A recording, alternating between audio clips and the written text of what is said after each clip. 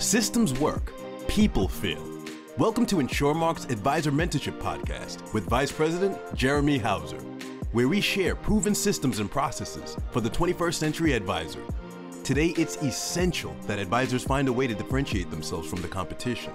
Learn how to elevate your game and accomplish incredible feats as Jeremy teaches you how to build a more successful and sustainable business, while realizing a better work-life balance is not only possible, but achievable. There can be such joy in something new, especially when you have waited for that something for, let's say, 9 months or so. This show is about Jeremy and Christina and their something new. Congratulations on the arrival of baby Olivia, Jeremy. So how are mom and baby doing? Mom and baby are doing great. We had some complications a little bit during the first couple of days of baby Olivia blessing us over the course of the first 48 or so hours in the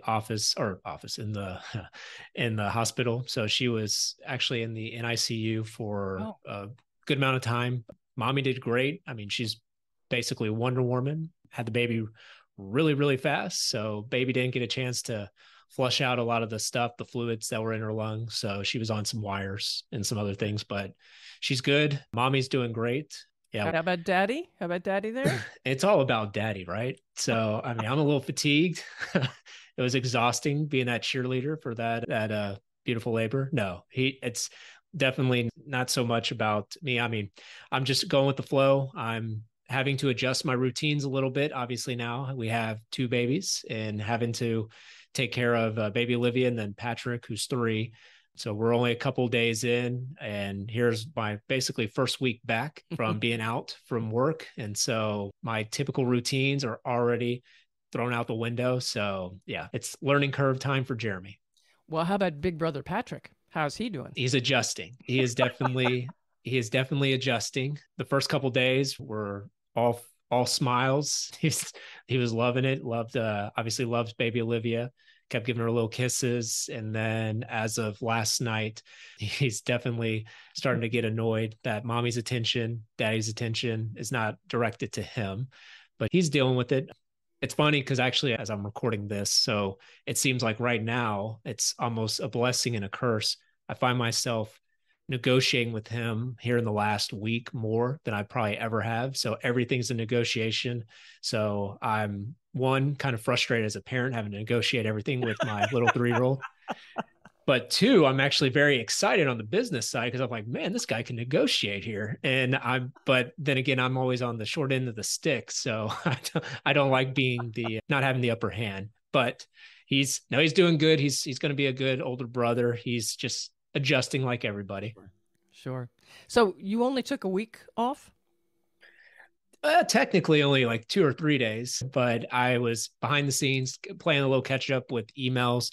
Like I said, unfortunately, she was in the NICU, so we didn't get as much opportunity. There's only so much we can do with her, and really not being able to bring her to the room. But I was there for mom, making sure she's all taken care of. Like I said, she's Wonder Woman. Literally, couldn't believe it. This pregnancy was so much just night and day from the last one. It was almost to where within the same day, she was already up, not sprinting or anything, but she was already being able to stand up, walk a little bit with a little help. She didn't do the epidural or whatever it's called. So wow. So every little thing through this pregnancy and how fast her recovery has been substantial. Yeah. So I only took a couple of days off, but for the most part, it's great because I have a great team, great staff around me, a lot of people in the industry I can lean on for certain things. So it was all as if, even though I was out of the office, business as usual. We had a great week when it came to submit business for my team of advisors. A lot of the guys and girls, I know Dave, Felicia, a lot of my colleagues, insurance carrier colleagues as well, were able to help out with my advisors. And looks like this week already, we're off to a really good week. So it's pretty cool to see. You can take a step back and see the business continue to grow. Which brings up the question, how are you balancing life and work right now? I mean, I'm sure you've made some adjustments and temporarily perhaps, but how have you had to change? So far, I would say just the relates back to the podcast systems and processes. So just constantly staying to our process, having really the opportunity to take a step back and delegate, and having the trust within those partners of mine to take care of their task. So that's been very beneficial for at least Team Jeremy. It's still early, so we'll see. I know on the personal side, it's a balancing act right now. So some of the things that I would do to really get me to have more energy throughout the days and the working out and all this stuff, that's all still there, but just crazy hours. I think Saturday I worked out at like 10:30 at night, so nobody in there. And that's just very different from what I'm used to doing. But you got to make sure you prioritize certain things to make sure I'm the Jeremy that my wife loves. So I got to make sure I'm there for her as much as possible, make sure I'm there for the kids. And then the 70 some odd advisors I work with, I have to be there for them too. So a lot of time. Are your priorities shifting? Have they had to shift? So far, I would say not as much as well, I mean, hold on, let me take a step back. Yes, my priorities are always my family first, but I'm saying for my routines and things that I've done in the past prior to baby number two, so far it's been I just have to minimize sleep, really. So, don't worry about the bags under my eyes. They'll continue to just droop more and more. So that's the only sacrifice I'm really doing at this point is less sleep, but that just means more hours to be there for my wife, for the kids, constantly helping out, being there for the advisors. And, instead of my window from 5 to 7 before baby Olivia, my window is now probably 45 minutes and I just got to find it. It's not 5 to 7 anymore. Right, right. Did you do much planning ahead? I mean, you've got your processes, but did you do other planning for the business? I hope so. I would assume so, based off of the results and then just the feedback I've heard from advisors. And it's not always easy when you work with several people and all across the country, different time zones. And I've constantly was sending them out reminders, just emails, keeping them up to date too. While I was even in the hospital, sending them video emails, text messages. I was getting a lot of very nice things were being sent to me, just messaging. And also some advisors were sending gifts. I mean, just constantly class act from everybody. So I think for the most part, we were setting the right expectations that I'd be out for a little bit. And at the same time, though, I've seen that here moving forward, at least for those advisors, they consistently have not just automatic access to me, but we do a thing called GroupMe. I don't know if you ever heard of that. Have you ever heard of GroupMe? No. So GroupMe is like a messaging platform for your cell phone. So you can obviously put together 5, 6, 7 people on a text message thread. And that probably gets pretty annoying, especially when you don't realize you're in there and you're just getting bing, bing, bing throughout the day. So for those that have Android or iPhone, it's an app called GroupMe. So my advisors, a good amount of them are within there. So if I had any updates, I was just sending it through there and they can check that throughout the day as opposed to constantly having to send them emails and keep them up to date on certain things. Now, I know everything is fluid. You can't say anything now that may even be in place next week. But looking ahead, how do you see the business growing with the kids? I mean, are they going to be, did you say family comes first? I understand that, but are they going to pull you further away from it? And what is Christine going to be doing? What does she want to do going ahead?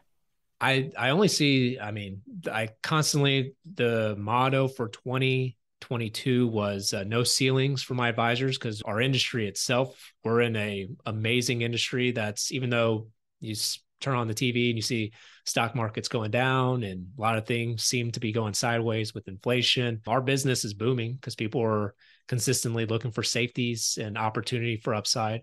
So I think the business is going to take care of itself. I just have to, like I said, prioritize certain things with family, but also still getting the messaging out. Podcasting has been a great way to basically leverage my time so I can have this 15, 20-minute conversation with you.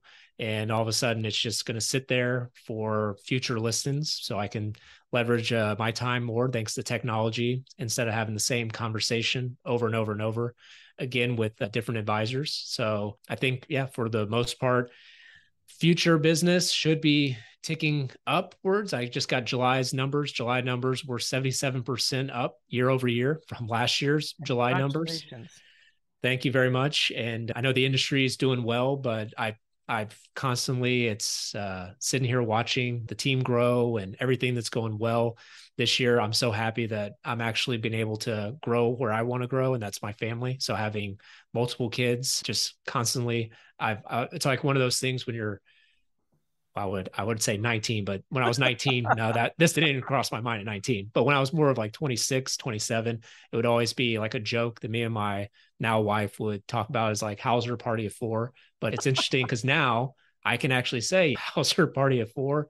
And checking into that first restaurant is going to be really surreal. So it's one of my main goals was to have children. Not sure how many. That's expanded now, so who knows how many in the future. Have you talked but about this with Christine? we do talk about it, and Okay, for the just most checking. part, I got to check in with her. I guess I can't just have them myself. So we'll see. I think ideally it'd be nice, but in a year from now, when I listen to this podcast, I could also be like, what is that kid talking about? So, but no, she has no plans of going back to work. So we're really a traditional family, at least for the sake of, I guess, looking outside, looking in at the Hausers. So she's constantly here helping out, taking care of everything on the kids, helping out with the household, helping me as well. She'll every now and then actually send over advisors to me that she thinks might be a good fit. So there's she's very diverse with her talents, and just taking a lot of things off of my plate so I can focus on the business side of things. And it's just sometimes it's worth, your spouse maybe sometimes not having an amount of income that's coming into the household, but your family is going to be wealthier because now all that time, instead of just cash to us, it's more invested in the kids from her and the nurturing and knowing in my mindset that my kids are being raised by my wife, my spouse that I trust. So it's pretty, and me too. Don't get me wrong. I'm raising them too. But Well, this brings up my next question, though, too. All right, you've had time to think about it. Having two kids, how has that shifted the way you see life? it's fresh right now. So I don't know. As of right now, I'm still kind of in the fog of having new baby Olivia. Sleep, I'm sure. No, yeah, there's very minimal sleep as of right now. Interesting thing with her is she was born around like 12:15 in the morning. And so my theory right now is, although I can get Patrick down and he's doing his thing at approximately in bed by 8:30, might fall asleep at 9. So I'm finding out that Olivia's, do you know that song by Joe Walsh? Maybe I forgot the name of it, but Sleep All Day, Out All Night. Have you ever heard of it? I probably have, but I've heard the phrase a lot of times. So literally, I'm right there with Olivia. She sleeps all day, and then she just wants to stay up. She wants to feed more. I think her witching hours are probably in between 12 to 2 in the morning. And so unfortunately, me and Christina just aren't that part of the song. We're not sleeping all day. So, but I think for the purposes of just expanding and the family and having, it's just a balance and just knowing in your mindset of just getting in the right mindset for new babies. Got it. They need us more than anything. So making sure I prioritize Patrick throughout this transition, because he's got to get used to not having 100% of the attention. And then also my wife, though. So I got to make sure, I know the first couple of weeks are going to be challenging with baby just needs mommy consistently. So we'll be able to hopefully get back into getting some routines and some processes established. So my outlook is positive, just needs a little time, and just got to go back to the drawing book if for whatever reason we got to adjust or make some adjustments. Why the name Olivia? Where did that come from? And where did the name Patrick come from? So the name Patrick came from, honestly, we needed a strong name. I'm sure there's multiple things. The one thing that pops into my head right now why Patrick is because based off of all these people that I know, I couldn't live with myself if he was named after one of my friends, and I just know that degenerate has the same name as my child. So no disrespect, but at the same time, I need to make sure I think that's for the most part why Patrick. rung a bell because we didn't know too many Patricks. And at the same time, it's just strong. If you look at certain things about the name books that talk about Patrick, it's very strong, intuitive, takes care of himself. So just that's what we stumbled across Patrick. And then for Olivia, just always been a name that my wife's always loved. So I got the chance to really push for since our first son, Patrick Drew. Drew is his middle name. It's my middle name. So Christina really has always loved the name Olivia. Olivia's middle name is Christina, so hence Christina. But for the most part, I think she's just always liked it. I actually love it. And every person, it seems, that we chat with, it's received well. So there's not too many Olivias, but, fast forward 15, 20 years, Olivia might be the name for 2022 for all these babies. So who knows? Well, I hope not. I hope she's in a class unto herself when it comes to a name. Speaking from a Patrice point of view. I mean, that's pretty unique. I assume you don't come across too many Patrices. No, but it goes back to Patrick, actually, who is my grandfather. My mother is Patricia, and I am Patrice. And you know what? Actually, now that you mentioned that, because my wife's side of the family, so her father's from Veracruz, Mexico. Her mom's from Cuba, actually. So one of the things with Patrick's name is her dad has a very thick accent. And so there were certain names that were tossed out there and it just didn't stand a chance with his accent.